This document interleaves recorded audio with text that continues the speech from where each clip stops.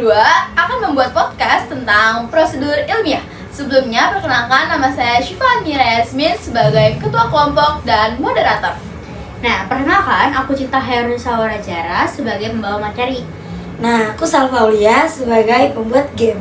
Perkenalkan, nama saya Nadia Alvareta sebagai dokumentasi 1. Perkenalkan, nama saya Faras Alifia Kiswa dan di sini saya sebagai dokumen 2.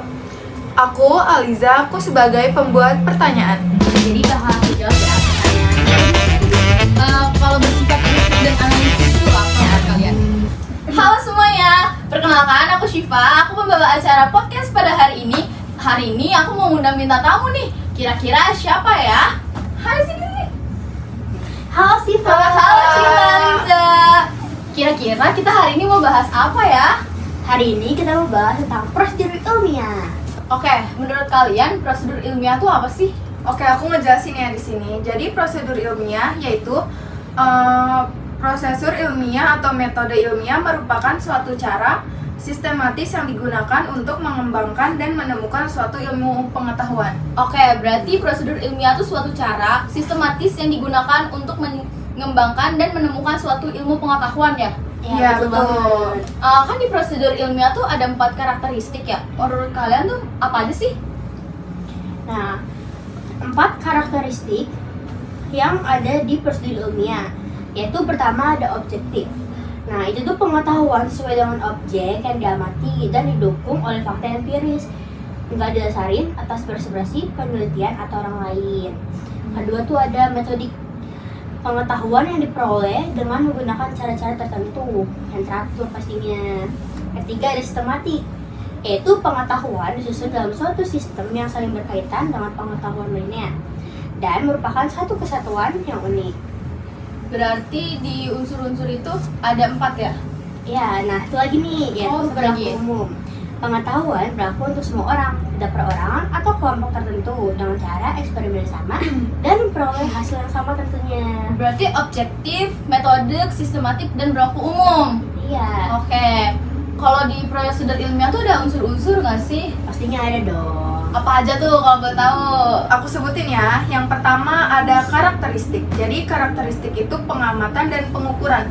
Yang kedua ada hipotesis. Jadi hipotesis adalah penjelasan teoritis yang merupakan dugaan atas hasil pengamatan dan pengukuran. Yang ketiga ada prediksi. Prediksi adalah penjabaran secara logis dari hipotesis. Yang keempat ada eksperimen. Nah, eksperimen ini merupakan pengujian dari pengamatan, pengukuran, dan hipotesis. Yang kelima ada evaluasi. Evaluasi adalah pengulangan berupa simpulan hasil dari semua langkah sebelumnya. Udah, segitu Aja unsur-unsurnya. Iya. Oh, berarti kalau unsur-unsur tuh ada berapa tuh kira-kira? Ada 5 ya? Iya, 5. Ada 5. Kalau kriteria metode ilmiah tuh ada nggak? Kriteria metode ilmiah tuh ada 6. Ada 6. Apa aja tuh kalau boleh tahu? Boleh nih aku sebutin. Pertama tuh pastinya berdasarkan fakta. Kedua tuh bebas dari prasangka dan tidak bersifat pertimbangan subjektif. Oke. Ketiga tuh menggunakan prinsip analisis dengan menggunakan pemecahan secara logis. Nah, jadi yang keempat itu perumusan masalah yang dimulai dengan menyusun hipotesis sehingga dapat mencapai sasaran yang tepat dan akurat. Nah, yang kelima menggunakan ukuran yang objektif. Keenam, teknik kuantitatif atau kualitatif. Jadi kuantitatif tuh kayak berupa kriteria metode ilmiah. Yang keempat itu perumusan masalah yang dimulai dengan menyusun hipotesis sehingga dapat mencapai sasaran yang tepat dan pastinya akurat. Yang kelima, menggunakan ukuran yang objektif. Keenam, menggunakan teknik kuantitatif atau kualitatif.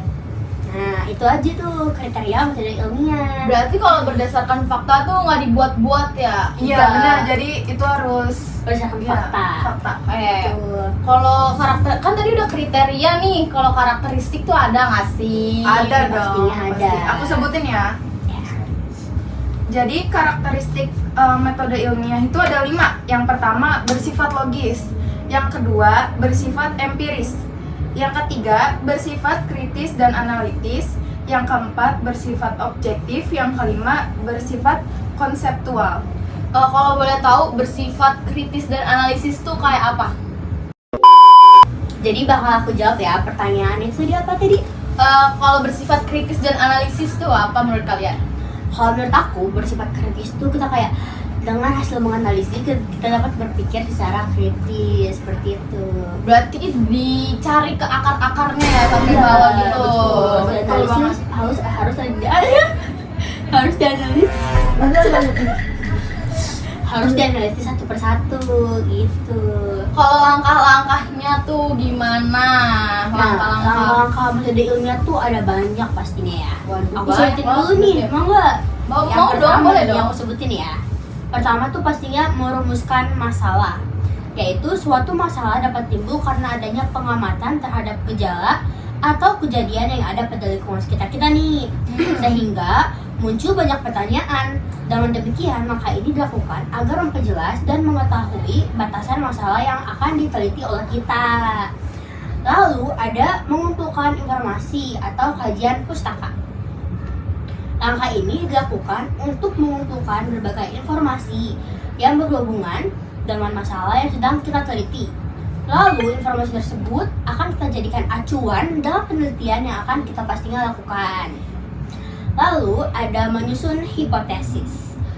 Nah, hipotesis itu apa sih, Liza? Boleh tolong bantu jawab gak? Boleh dong. Jadi, menyusun hipotesis yaitu hipotesis merupakan dugaan atau jawaban sementara tentang penyelesaian masalah yang diajukan dalam penelitian. Kemudian kebenarannya harus diuji. Selanjutnya yaitu merancang dan melakukan eksperimen. Eksperimen dilakukan untuk membuktikan kebenaran dari hipotesis yang telah disusun sebelumnya. Namun, sebelum melakukan eksperimen, kita perlu mengetahui 3 variabel. Yang pertama ada variabel bebas, yang kedua ada variabel terikat, dan yang ketiga ada variabel kontrol.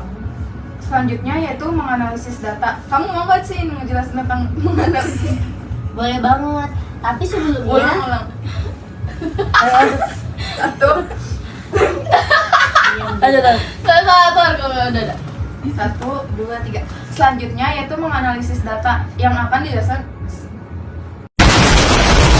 Selanjutnya itu menganalisis data. Kamu mau nggak, Cin, ngejelasin tentang menganalisis data? boleh banget aku jelasin. Tapi sebelumnya aku mau jelasin apa itu variabel bebas, variabel terikat, dan variabel kontrol. Apa tuh kalau boleh tahu? Nah, variabel bebas itu variabel yang bisa mempengaruhi variabel terikat.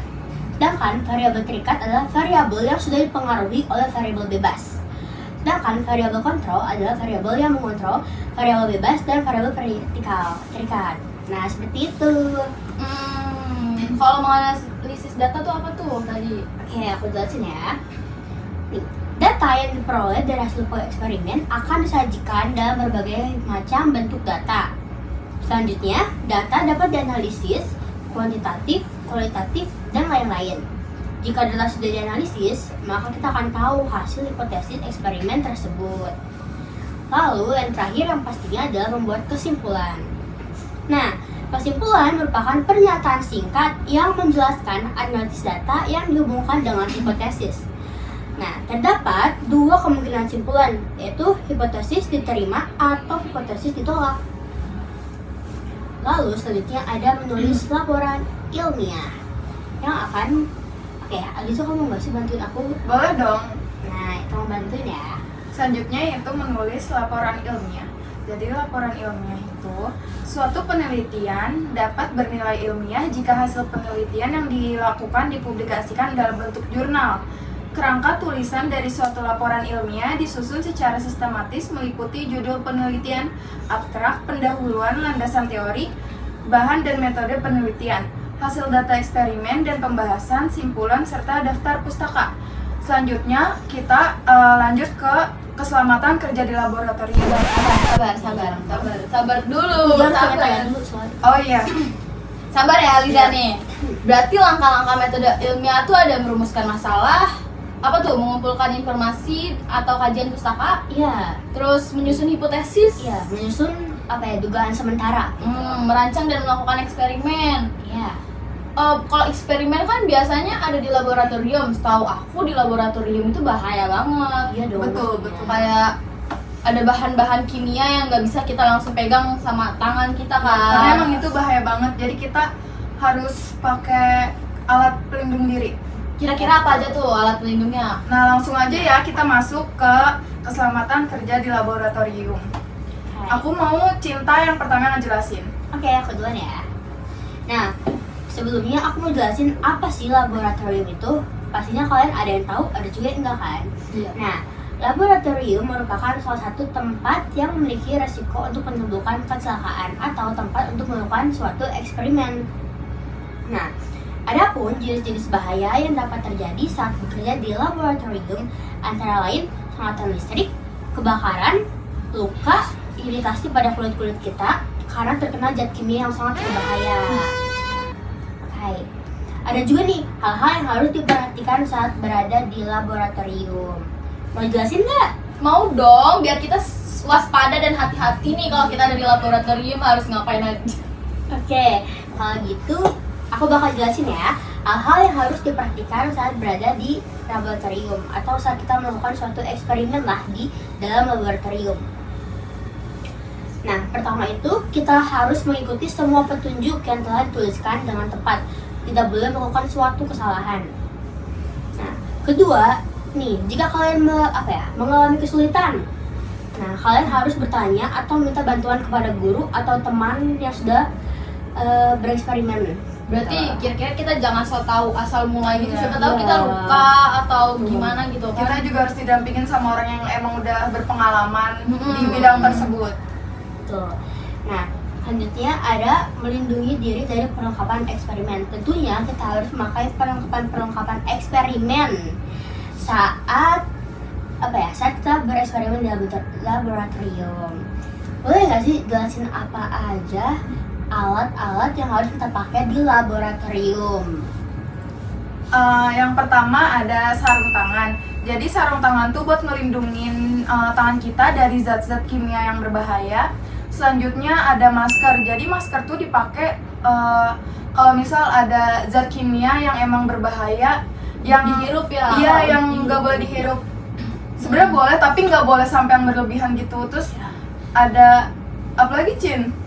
Habis itu kacamata tuh belum sih tadi? Kacamata, ya, Iya, kacamata.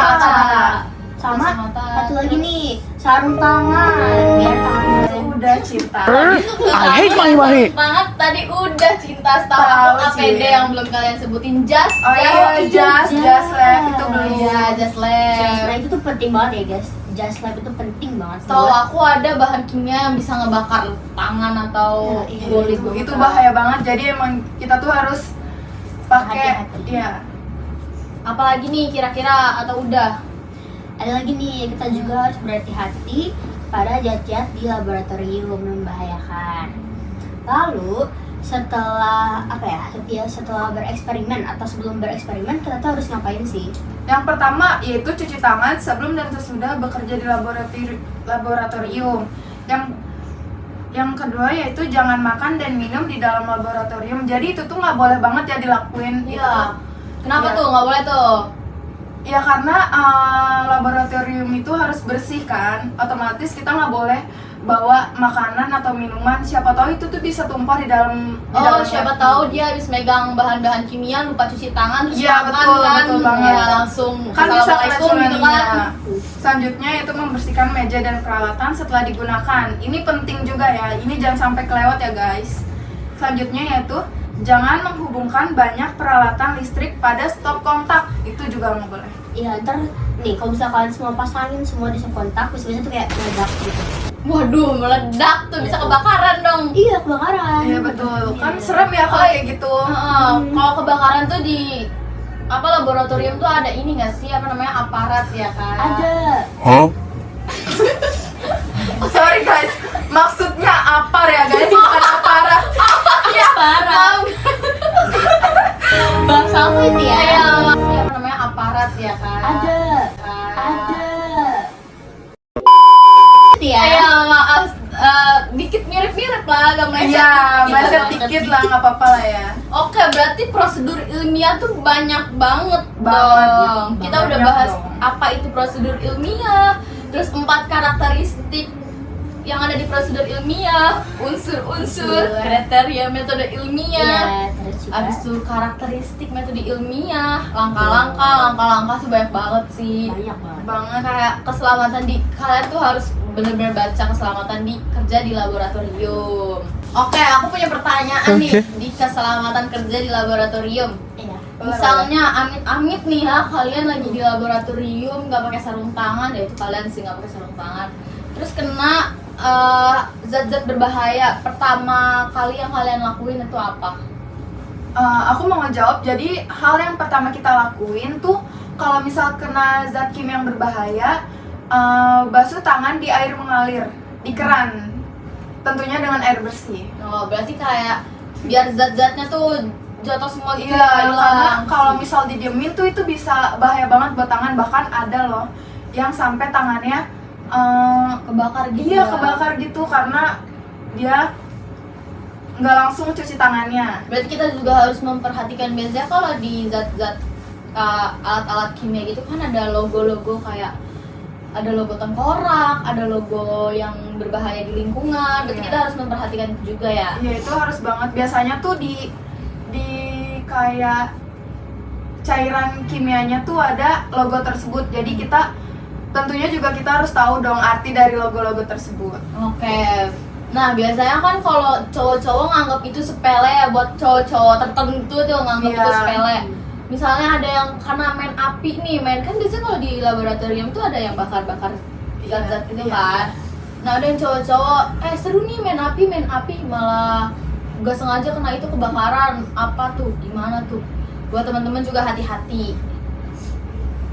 Gimana tuh caranya tuh? Oh ya, oke, jam ya. Jadi tuh pasti di laboratorium tuh disediain yang namanya APAR.